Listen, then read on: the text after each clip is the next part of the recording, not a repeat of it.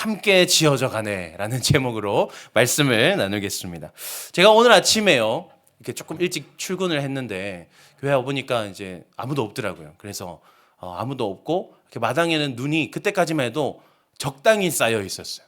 그래서 오케이, 좋다. 오늘 내가 눈을 치워야겠다. 그래서 사무실에 들어가서 우리 윤성 전사님께서 마련해 주신 그 커피 머신으로 커피를 이렇게 쫙 내리고 있었어요. 근데 이제 그때 김미선 전사님께서 딱 들어오시면서 저한테, 목사님 그 냉장고에 빵 있는데 그거 드셔도 돼요, 그러시는 거예요. 알고 보니까 어떤 순장님께서 저희 교육자들 먹으라고 저기 빵을 주신 거예요. 그래서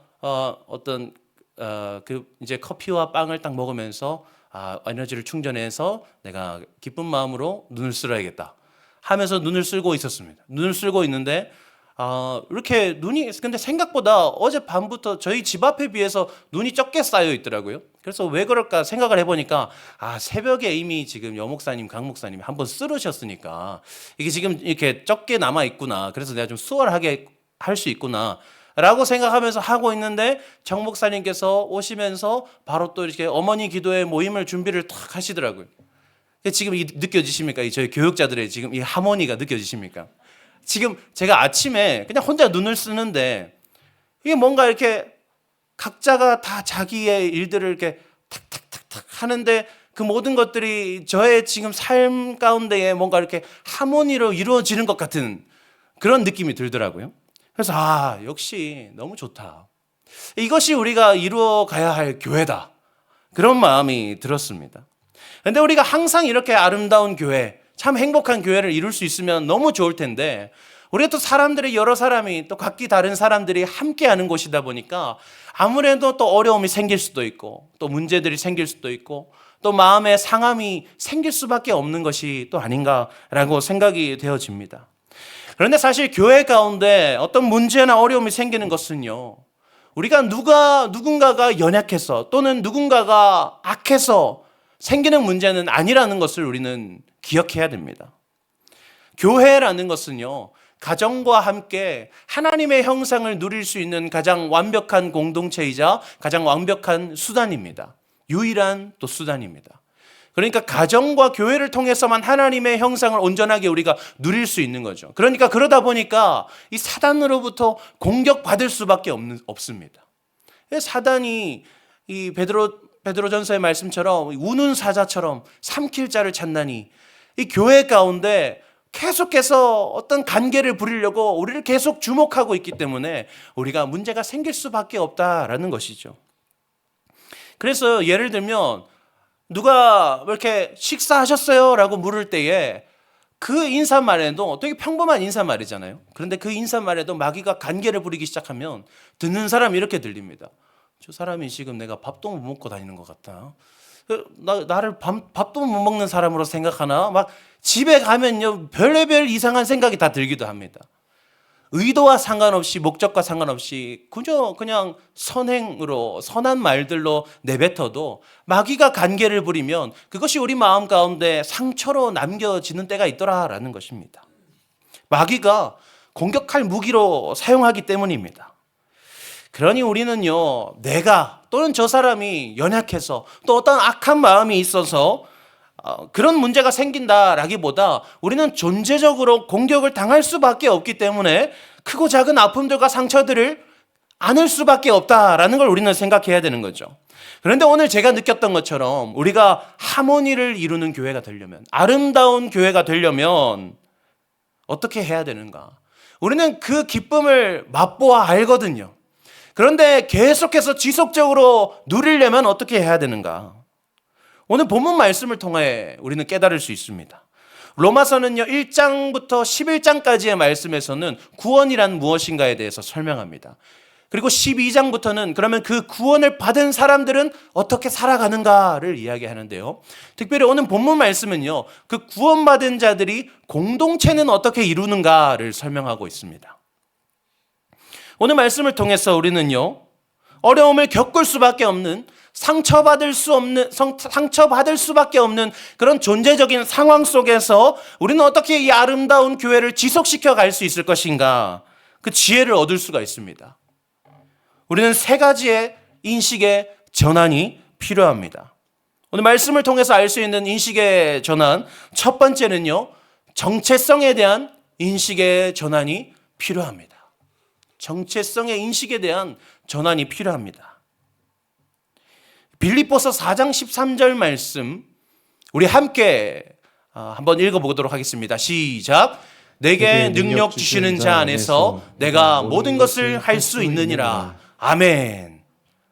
너무 좋은 말씀이죠. 우리에게 너무 힘이 되는 말씀입니다. 우리는 힘들 때마다 이 말씀을 떠올리면서 나는 할 수 있어 라고 생각합니다.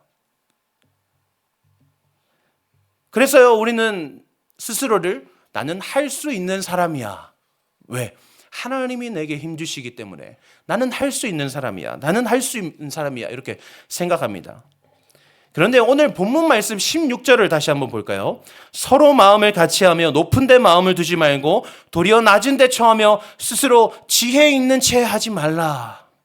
지혜 있는 채 하지 말라. 교회를 이루어감에 있어서는 그 누구의 지혜도 도움이 되지 않는다는 것입니다. 그 누구도 그것을 해낼 수 없다라는 것을 오늘 본문은 이야기하고 있습니다. 그러니까 능력 주시는 자 안에서 모든 것을 할 수 있다는 것은요, 우리를 통해서 하나님이 일하신다는 것이지 우리가 할 수 있는 존재가 된다는 것은 아니라는 것입니다. 왜 그렇습니까? 하나님의 몸된 교회를 이루어가는 것은요, 온전히 하나님께서 행하시는 하나님의 영역입니다. 그러니까 감히 우리는 그 어느 누구도 내가 하나님의 교회를 이루어갈 수 있습니다 라고 해서는 안 된다는 것이죠. 본문은 지금요, 너 할 수 있다고 생각하지 마. 너는 할 수 없어 라고 말하고 있는 것입니다. 그리고 서로 마음을 같이 하며 라고 이야기합니다. 우리는 다 그런 존재라는 거죠. 우리 중에는 누구도 그걸 할 수 있는 사람이 없다는 것을 알아야 한다라는 것입니다. 결국 나도 할 수 없고 너도 할 수 없어. 우리는 모두 할 수 있는 자가 아니라 할 수 없는 자다라는 정체성에 대한 인식의 전환을 오늘 본문 말씀을 요구하고 있다는 것을 우리는 주목해야 한다는 것입니다. 지난주에 저에게 아주 큰 사건이 있었습니다.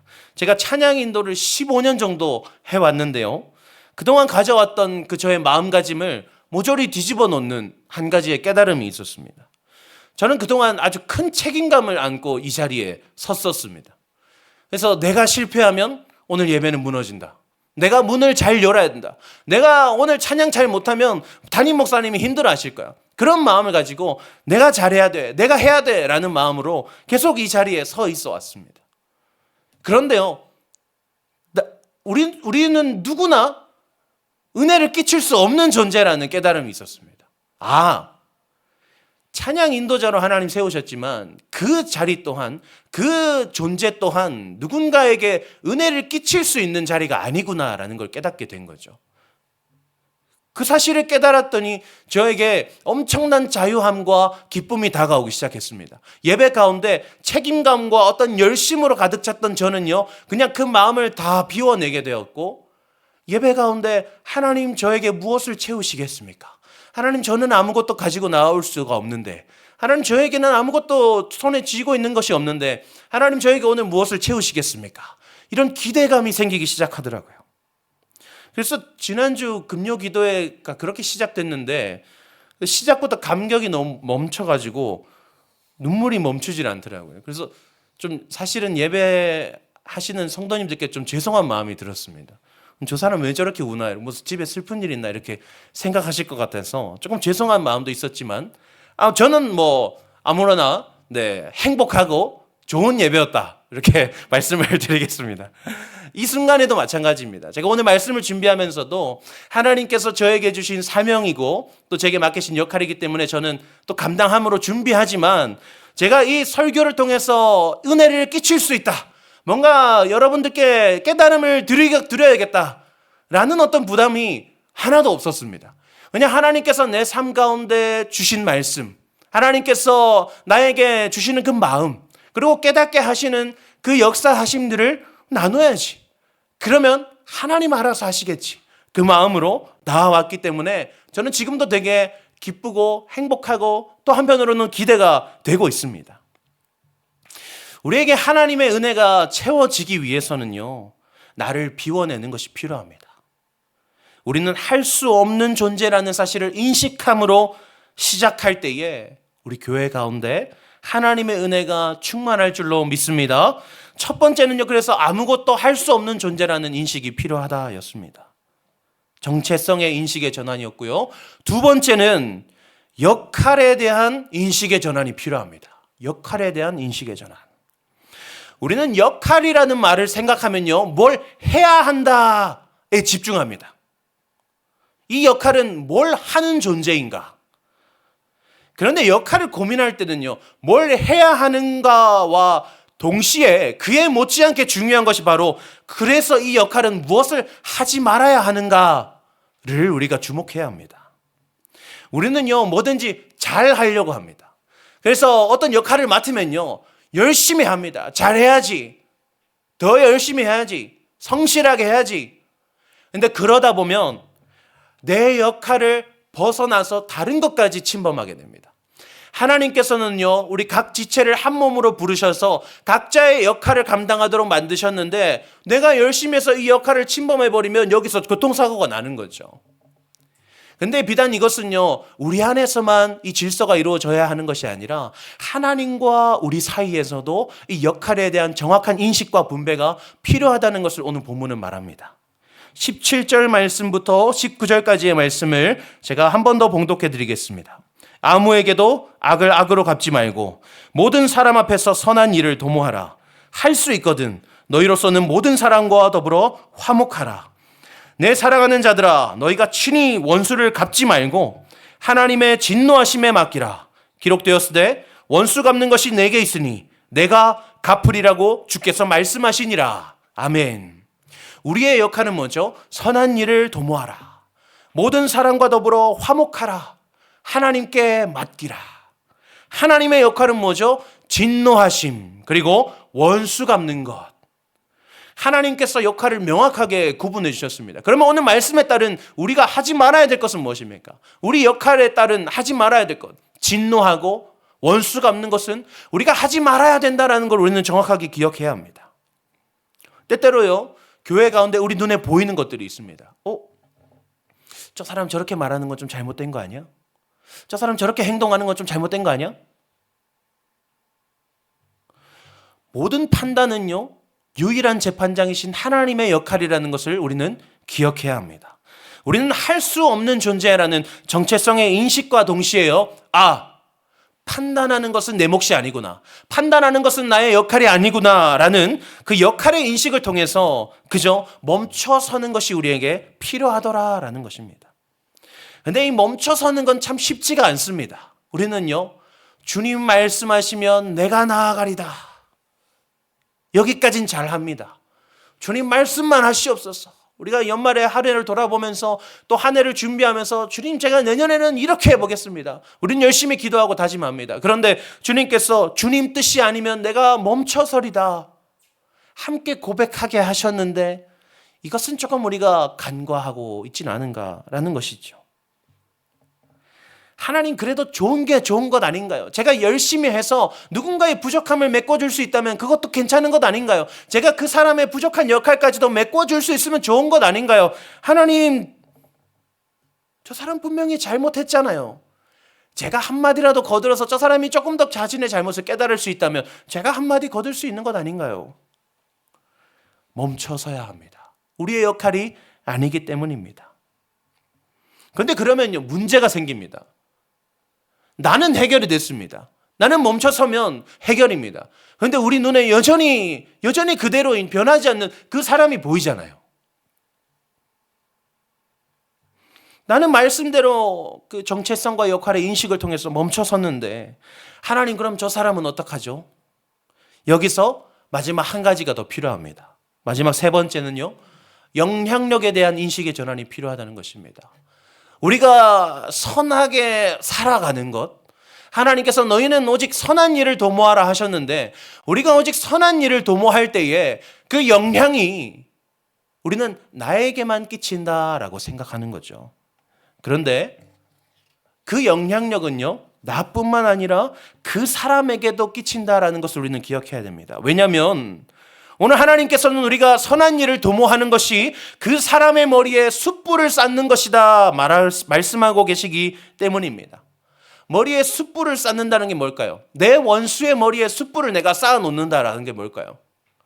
아주 뜨거워 죽도록 내가 그 숯을 머리에 막 해가지고 머리가 다 뒤고 그걸 노려야 될까요? 그러면 이 악을 악으로 갚는 일이잖아요. 그러면 오늘 말씀과 맞지 않습니다. 이사야서의 말씀처럼 하나님께서 핀숯을 가지고 이사야의 입술을 정결케 하신 것처럼 우리의 선한 일을 도모하는 것을 통해서 그 사람을 그 핀숯으로 정결케 해야 됩니까? 우리는 할 수 없는 존재인데요. 그럼 그것도 성립되지가 않습니다. 또 이런 이야기도 있더라고요. 숯불을 그 머리에 얹으면 얼굴이 뜨거워져서 그 사람이 부끄러운 줄 알게 되기 때문에 숯줄을 자꾸 많이 얹어놔야 된다. 그것도 옳지 않습니다.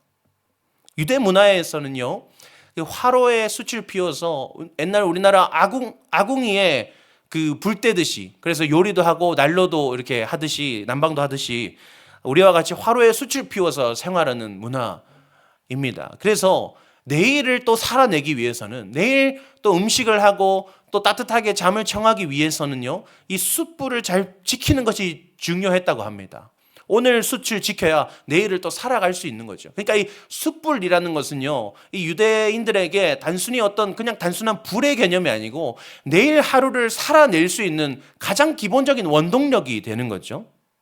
그런데 이 실수라도 해서 이 숯불을 꺼뜨리게 되면 어떻게 하냐면 머리에 그릇을 이고 가서 이웃에게 숯불을 달라고 청합니다. 그런데 지금 오늘 말씀에 따르면 이 상황이 어떤 상황입니까? 나를 힘들게 하는, 나를 박해하는 원수가 지금 나에게까지 찾아왔습니다. 숯불을 달라고. 이웃이 나밖에 없었을까요? 아니요. 다른 데서 다 거절당하고 이제 마지못해서 끝까지 견디다가 나에게 찾아온 겁니다. 그때 내가 나를 힘들게 한 사람이지만 그럼에도 그 사람이 내일을 살아갈 수 있도록 그 머리에 숯을 쌓아주는 것입니다. 그러니까 내가 선하게 살아가고 내가 말씀대로 사는 것은 내 삶을 지키는 것이라고 생각하며 살지만 우리는 사실 내가 선한 일을 도모하며 사는 것은요, 나를 살게 하는 것뿐만이 아니라 그 사람의 머리에도 숯을 쌓아주는, 그 사람까지도 살게 하는 하나님의 방법이다라는 것을 우리는 기억해야 하는 것입니다. 누구를 판단하고 고치려 하고 잘못을 깨닫게 하는 것은 올바른 해결책이 아닌 거죠. 끝까지 선을 도모함으로 악에게 지지 말고 선으로 악을 이기는 것, 끝까지 선을 행함으로 악한 길에 있는 것 같은 그에게 다시 살아낼 길을 열어주는 것이 바로 우리의 정체성이자 우리의 역할이요, 하나님의 말씀대로 살아내는 선한 삶의 영향력이라는 것을 믿으시기를 바랍니다. 마가복음 4장에서요, 제자들이 예수님과 함께 배를 타고 갑니다. 그런데 광풍이 일어서 물결이 배에 가득하게 되었습니다. 그때 제자들은 예수님께 이렇게 말합니다. 선생님이여, 우리가 죽게 된 것을 돌보지 아니하시나이까? 여러분은 교회를 바라볼 때에 무엇을 기대함으로 나아오셨습니까?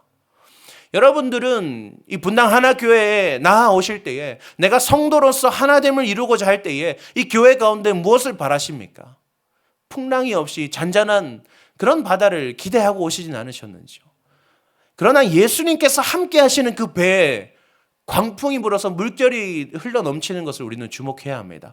이 교회도 주님의 교회이지만, 주님의 몸된 교회이지만 언제든지 광풍이 불어서 큰 물결이 넘실거릴 수 있다는 것을 우리는 주목해야 하는 거죠. 그때 제자들은 두려워하고 예수님을 원망합니다. 하나님, 우리 교회에 어떻게 이런 일이 일어날 수 있습니까? 나는 교회를 다니는데 내가 저 사람에게 어떻게 이런 마음의 상함을 입을 수 있습니까? 때로는 하나님이 참 이해되지 않고 원망스러울 때도 있습니다.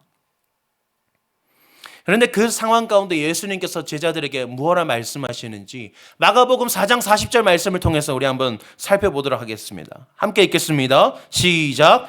이에 제자들에게 이르시되 어찌하여 이렇게 무서워하느냐?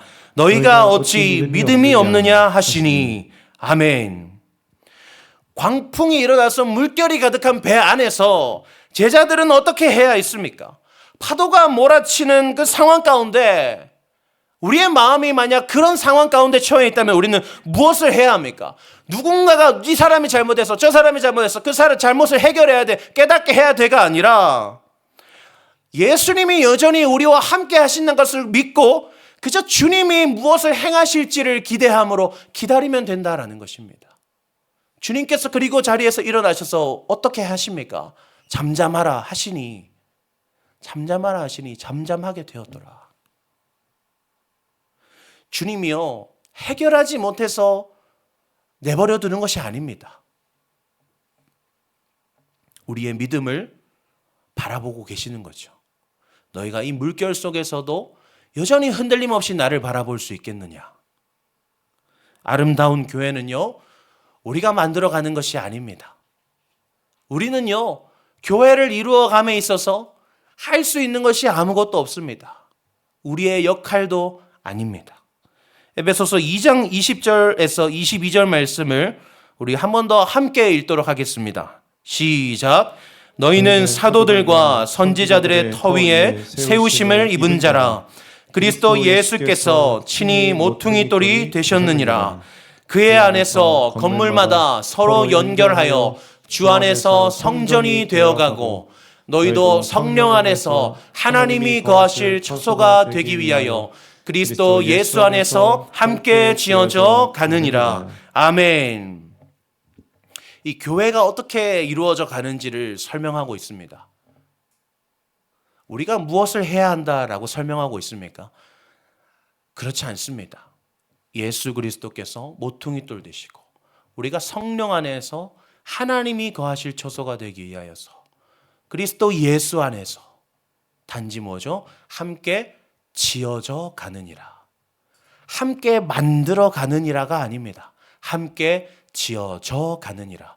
지으시는 분이 누구십니까?